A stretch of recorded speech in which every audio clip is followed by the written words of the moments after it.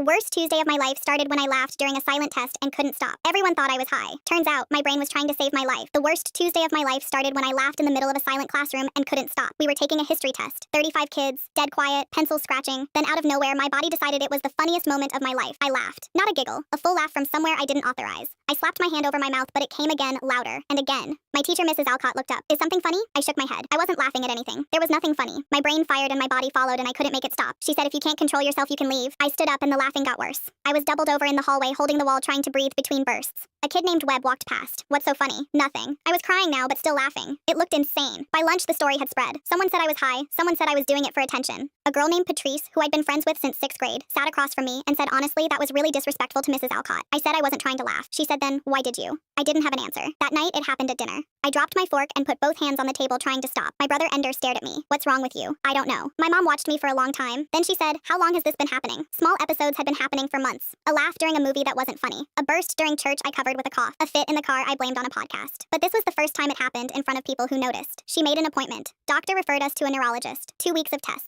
Then we sat in the neurologist's office. She said your daughter has pseudobulbar affect, PBA, a neurological condition where the brain misfires emotional responses. Laughing when nothing is funny. Sometimes crying for no reason. Involuntary. She can't control it any more than she can control a sneeze. My mom asked what causes it. She said it's often linked to an underlying neurological condition. We need to run more tests. 3 weeks later, we were back. She said they found early indicators of a demyelinating condition. She said we caught it early. That's good. She said the PBA was the first visible symptom. Without the laughing episodes, she might not have been tested for another 5 years. By then, the underlying condition would have been much harder to treat. My mom grabbed my hand. The laughing that got me kicked out of class was my brain sending a warning signal the only way it could. I started medication. The episodes got quieter. Going back to school was hard. Kids fake laughed in the hallway. Patrice wasn't talking to me. Someone made a compilation of laughing sounds and airdropped it to me during English. Then one day, Mrs. Alcott was teaching about neurological conditions in history. She mentioned pseudobulbar affect. She said it causes involuntary laughing and crying, and people who have it are often mocked for something they can't control. The room went very quiet. She said sometimes the bravest thing a person can do is show up every day to a place where people laugh at them for laughing. She didn't look at me when she said it. She didn't have to. After class, Patrice was waiting in the hallway. She said Mrs. Alcott told me last week. I asked her why she had you leave during the test, and she told me the truth. I said she knew. Patrice said your mom called her the day after the diagnosis. She cried on the phone. She felt terrible. I said she never told me she knew. She said she wanted you to tell people on your own terms.